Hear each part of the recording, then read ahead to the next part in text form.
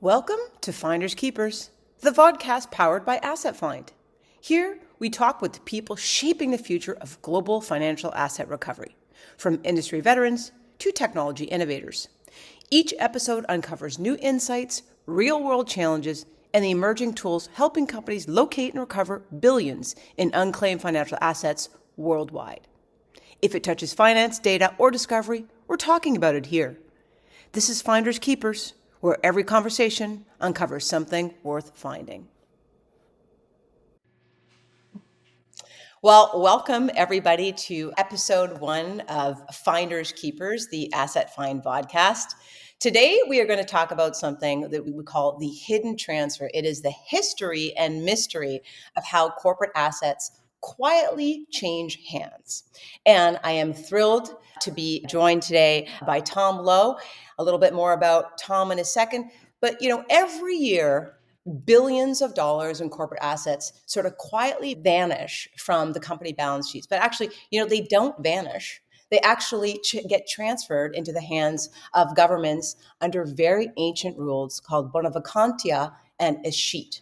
To help unpack this mystery, I'm joined by King's Counsel Tom Lowe, one of the top legal minds in cross-border insolvency and international asset dormancy. Tom has acted in hundreds of high-profile and cross-border cases before courts and tribunals around the world. Welcome, Tom. Thank you. That's an excessive introduction for me. I'm a top legal mind, and I think international asset dormancy is a fairly well-known concept where you don't need a top legal mind.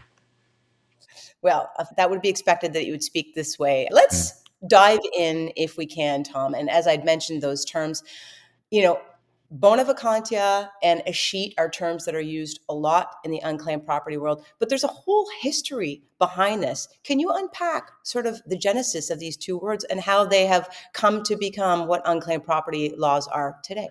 Well, they have different origins. I mean, bona vacantia was a concept that the Romans used, literally when property became ownerless. That's what it means, as property. And originally, anyone who could find that property, once it become ownerless, could take it. You can imagine that led to quite a lot of crime, where you made sure that you could do this. So what they then did was they started giving the treasury the entitlement. So that's the origin of chattels and goods going to the state when they become ownerless. And that was carried on by the common law in England in the sort of 13th century onwards. And the commentaries differ about the precise date when it was brought in. Meanwhile, the concept of escheat came into English law through, and it only related to land law. It didn't relate to leasehold, just real property that was freehold and so on. The origin of that is the Norman feudal system, which had a theory that everything was really derived from a grant through feudal lords to the tenant from the crown. So when someone died without successors, the property would go to the feudal lord. And if he was dead, it would go to the crown. And the purpose of that was that if real estate was empty and had no owners, then you couldn't collect taxes. And you also couldn't enforce certain other property related laws. So it was important for real estate to have this succession back to the crown. It was never, when of course England was ruled by kings, it went into their coffers, but it was really reverting to the state. And in the US, they've used escheat rather than the concept of bona vacantia to mean all the succession to goods, personal, financial, and real estate. But in reality, that's the historical origin. And when companies started to come into existence, they applied it to dissolved companies. When a company has been wound up and has no longer got anyone running it, and there's no one claiming to manage it, the company ceases to exist, and its ownership and assets ceases to exist. And that was in common law treated as bona vacantia. In 1925, it was made statutory in England, and since then it's been made the subject of statutes throughout the common law world. No, it's fascinating. I love to sort of understand the depth behind it. It must have been a pretty tumultuous time back then, and everything was sort of being transferred to the king, which sort of can be related today, in today's world, to the government that they were in then.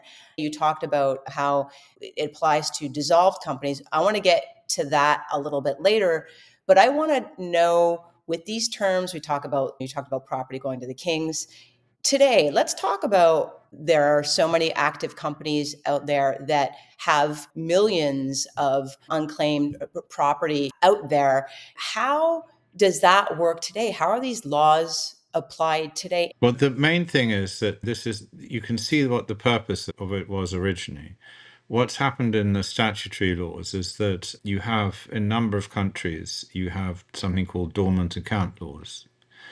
And you have other similar laws that apply to other assets. The purpose of that is it was to let the banks declutter their balance sheets. Now it means that property becomes ownerless, effectively, is treated as ownerless. It has nothing to do with dissolution of the company often. This can happen to anyone, individual or company, that after a while the banks just treat you, or the brokers treat you, as not being around anymore, and then treat your property as being escheated in the US or treated under some dormant account system in other countries. Right. And, just the word dormant and dormancy again is used a lot in unclaimed property. When you're speaking of dormancy, you're talking about essentially that point where. Yeah, it's in, it's in England, I think it's 6 years because that reflects a sort of limitation argument.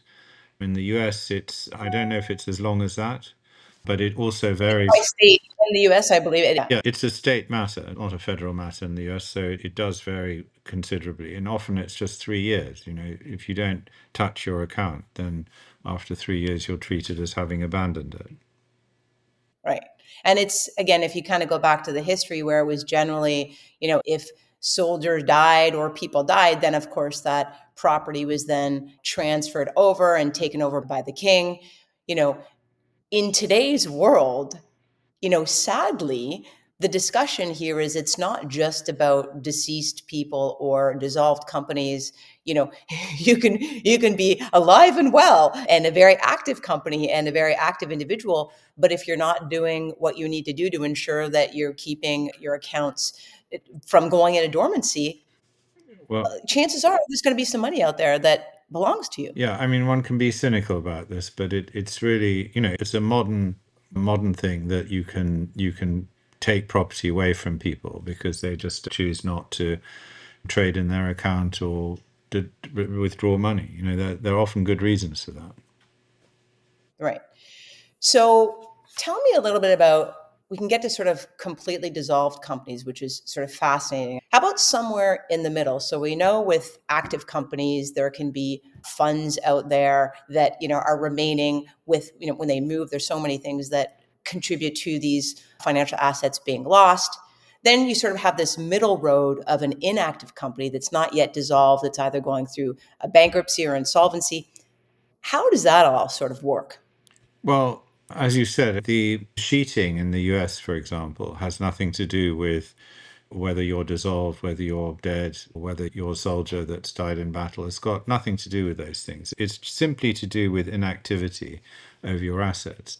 And of course, in a brokerage account, it's quite common that people have passive holdings in things and don't deal with them, especially if the account's over metals or other sort of assets. And that's really, and when a company is wound up, it's a question of someone coming in as a bankruptcy trustee or as a liquidator in our system and not being able to necessarily trace all the accounts. They've Right. sometimes, especially when the company's been badly managed, the records may not be available to the liquidators. They may have difficulty in reconstructing them, and they may not find all their assets. And that's really quite common.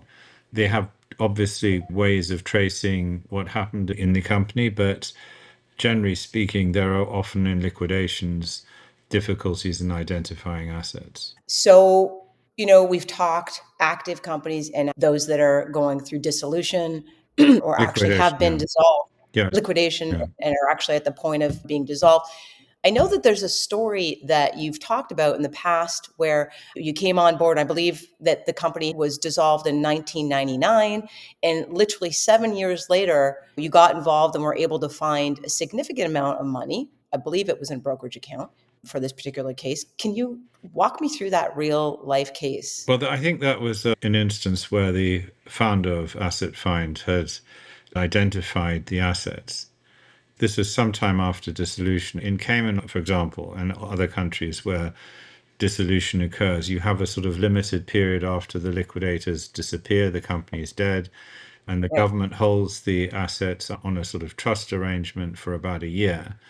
And then the original owners can come forward. After that, it goes to the Crown. Your founder, Darren, had identified some assets for a company that had been liquidated for some time, but he had to go to the government, who then are the owners of the assets, to persuade them to give them to him for a fee or whatever it is. And that is quite common that people do that when they're connected with the company. They realize that. But in Darren's case, he'd found this maybe because he'd been asked. I don't know the details of that. But that is something that happens here, that people go back to the Crown because we don't have the same sort of dormant account system. And for other financial assets that they get the Crown, then here the Crown is the Cayman Treasury, not the King, you know. Crown doesn't mean the Right. King, it means the government who are doing this. It's not the King who's doing it. And they then negotiate the release of the asset, whatever it is. If it's cash, they're going to want more than if it's a difficult asset to collect. Right. I think through this discovery again, and I'd love for you to talk about this. As I've been digging deeper into this industry, I am always surprised and baffled by how people can have, or a company can have assets have operated in one jurisdiction or even one company, and yet their assets are escheated to a completely different country, government, jurisdiction. It's all happening, as we said in the beginning, sort of very quietly, and it almost seems under the radar, but it's just because it's sort of happening very silently. What is causing this crazy transfer of funds within different countries and jurisdictions? If you could walk us through your experience. Well, as most dollars are in the US, a lot of financial assets in the US. So people who incorporate in offshore jurisdictions will almost always have assets in the US. There are people that are incorporated here.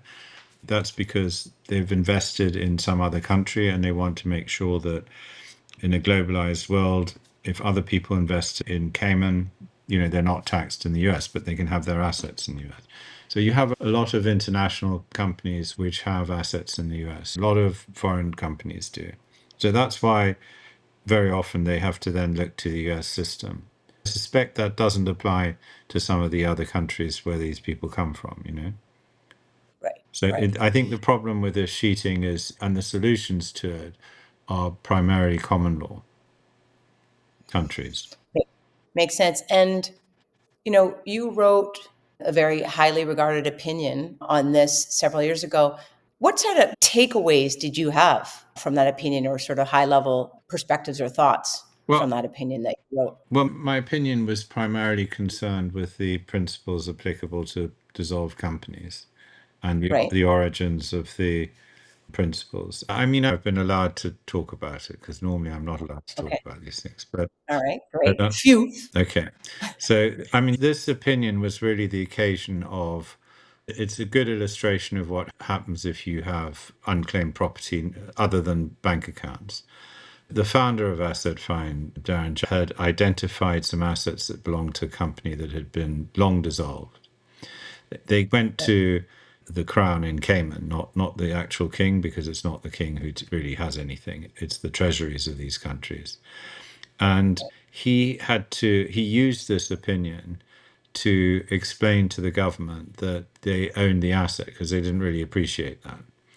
And then Right. that enabled him then to negotiate for the release of the asset. And there's a value negotiation that goes on that depends obviously on the kind of asset because the government's quite keen to hang on to cash when they have it.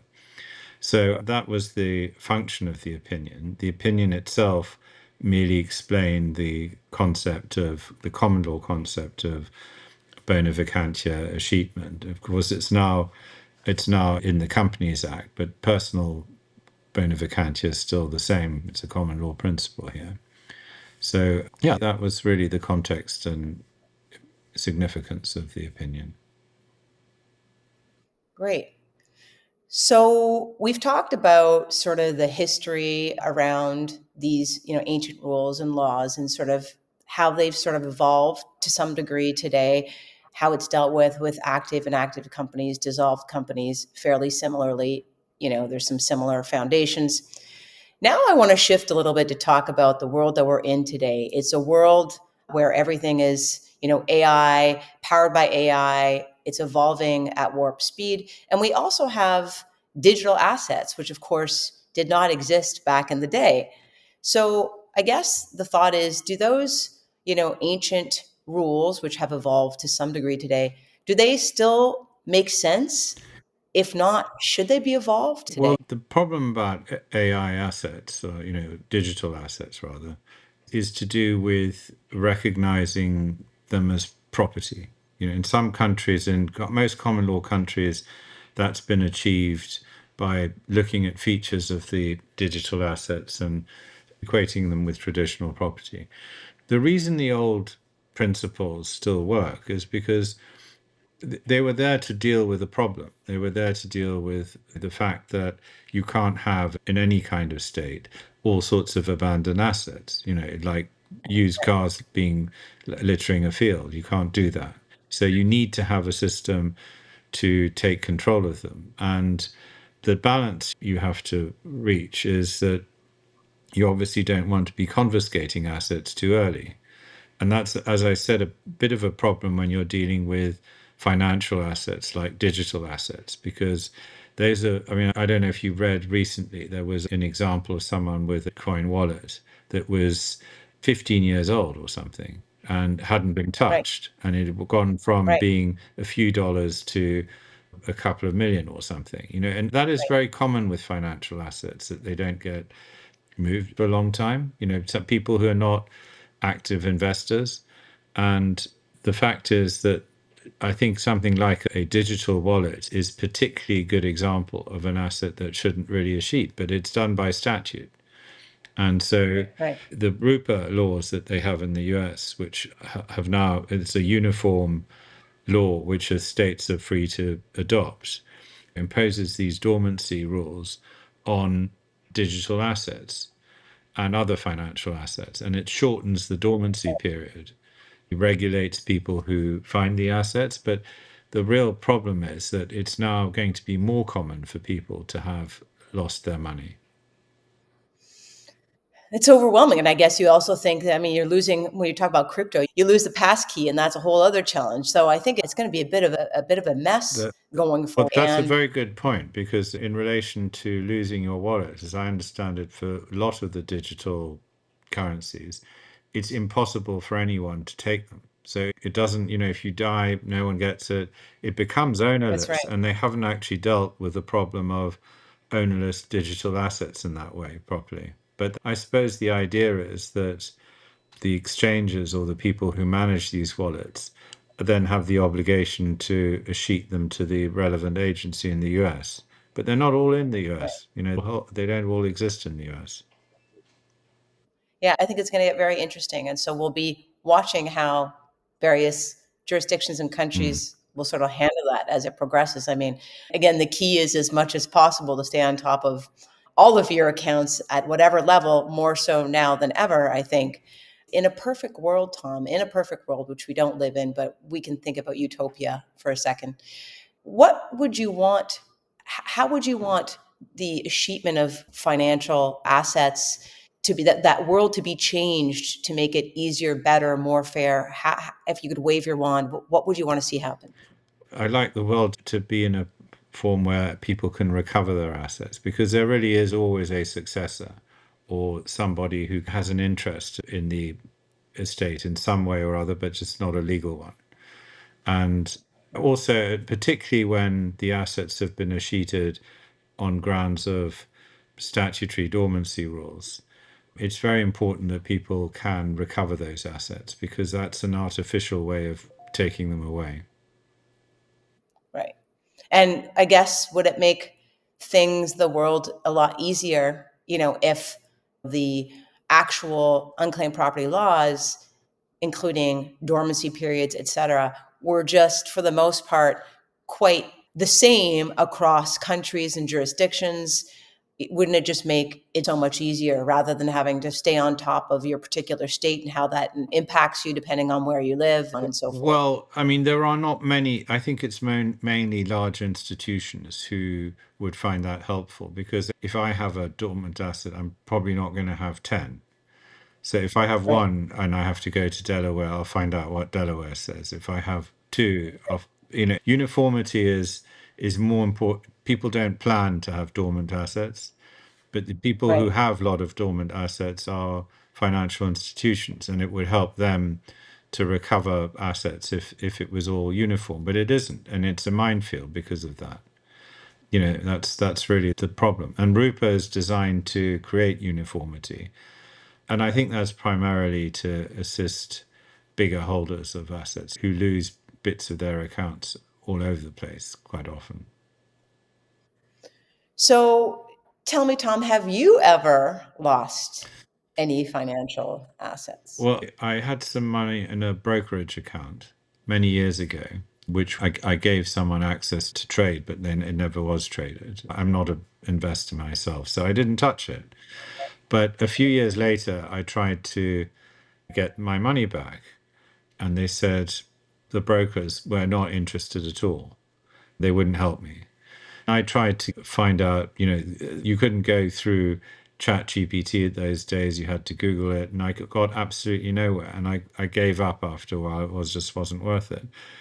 An asset find came along and located them and enabled me to make a claim. What's really odd and surprising to me about that was that I put these assets away over 10 years ago.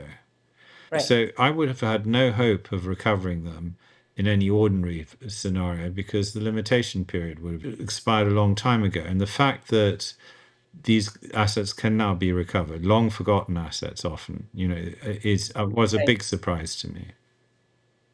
Right. And are you comfortable sharing how much or range of how much that those assets were? Well, Assets came well, to? it was about the amount of an expensive car. Oh, well, that's pretty good. Yeah. Are you in the market for a new car? I'm not at the age where I want new cars. Well, I'm sure you'll put it to good use, but it certainly is a nice bonus to be able to find that when you actually thought, Give it to my children. there's always a successor to an asset, even within your family. Yeah. Tom, one thing I'd like to sort of end on that we ask all of our guests, is there one asset, financial or not, that you really would never want to lose? Well, the most obvious thing for someone in my position is one's home. That's obviously the thing you don't want to lose, but you can't lose your home to the crown that easily. My personal possessions that are dear to me, obviously, but those things formally there's just no way that things like that in modern times really go back to the crown. Although that Right. was the Roman rule, that Right. people would come and murder me so they could claim my property. Yeah, well, we're living in different times now, different kinds of challenges, but certainly sounds like it was a fascinating time.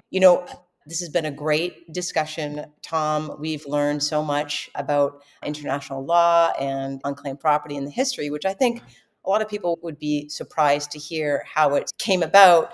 At the end of the day, assets get lost, they don't disappear, they Mm. actually just get transferred from owner to owner and into the hands of what we know as the government. The idea is to stay on top of it to make sure that you are able to claim your assets or never have them go dormant to begin with. Once they do and they get escheated and you're looking to find those assets, that's where our asset find comes in, where we find your assets globally. So thank you everybody for listening Thank you. today, and we hope to see you soon.